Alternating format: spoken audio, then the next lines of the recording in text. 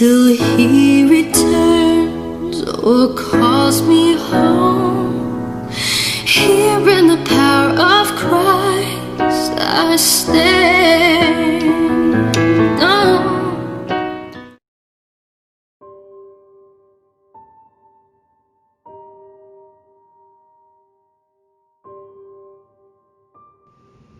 Scott Monroe Sterling was born on March 2nd, 1962 in the Bronx, New York to Carolyn Monroe. One of two sons being raised by a single mom in an area at the time where poverty, gangs, drugs, prostitution, and crime ran rampant. Yet somehow, Scott's mom managed to keep him and his brother on a non-violent path of life. One of the ways she kept them? Sports. For Scott was great at basketball. He excelled at it and other academics going to school, where he graduated from the Our Savior Lutheran High School in 1980. But besides basketball, Scott had another passion: music. For around this time, hip-hop was starting to grow, and he was taken by the turntables. His love for hip-hop music stayed with him even after he received a full-time athletic scholarship to Castleton State College, located in Vermont. He was captain of the basketball team there. Not only that, he was also DJ for the college's radio station, where it said that Scott was a pioneer for bringing hip-hop music to Castleton. In 1984, Scott graduated with a degree in business, and though he had an opportunity to play D-League basketball in Europe, Scott chose to focus on his music more. So he moved back to New York, where he hoped to start building his music career. But starting out, it was slow, and it wasn't paying the bills.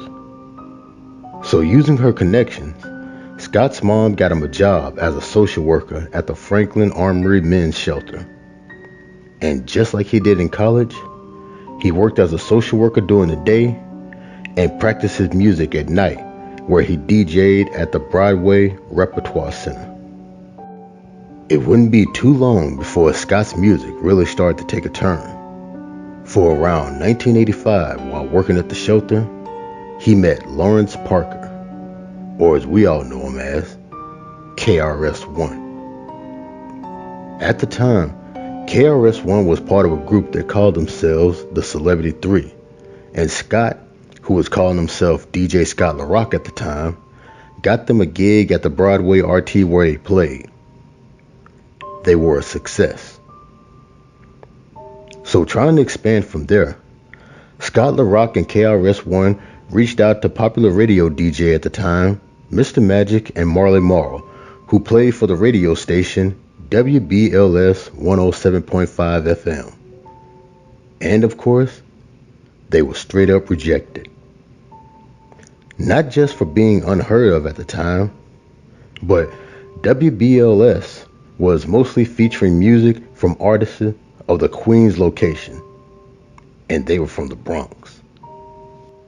The rejection didn't sit well with them, but what really added fuel to the fire was when MC Sean of the group known as the Juice Crew made a track titled The Bridge, in which it featured lyrics which are now said were misinterpreted as saying Queensbridge was where hip-hop originated. You love to hear the story again and again of how it all got started way back when.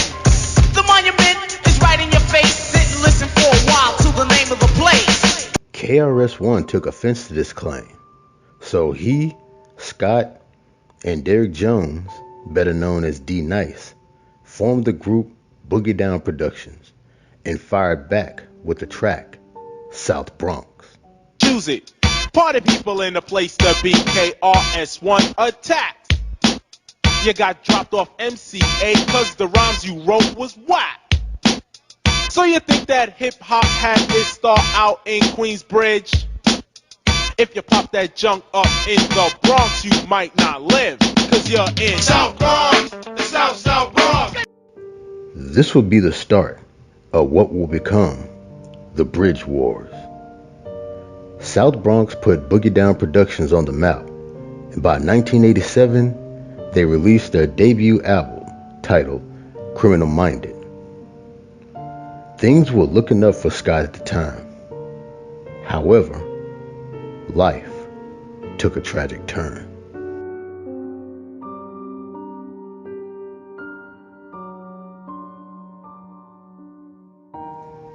That night, on August 27, 1987, just days before Boogie Down Productions were to perform in Madison Square Garden, Scott gets a call from D Nice asking for help because he got into it with some guys upset with him about talking to one of their ex-girlfriends.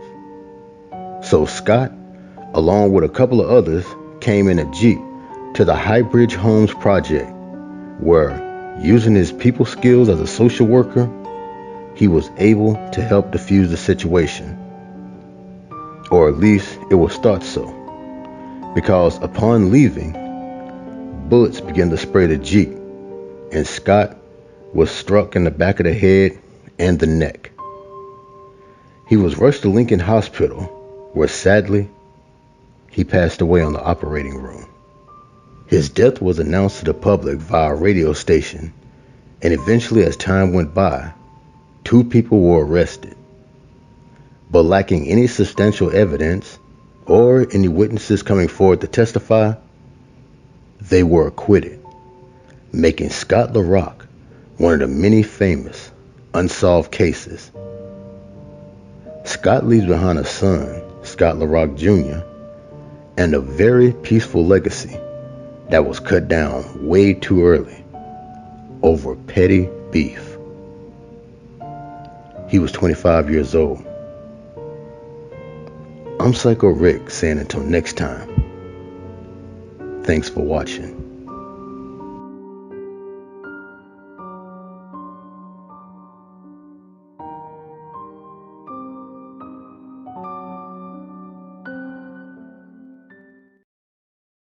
Till he returns or calls me home, here in the power of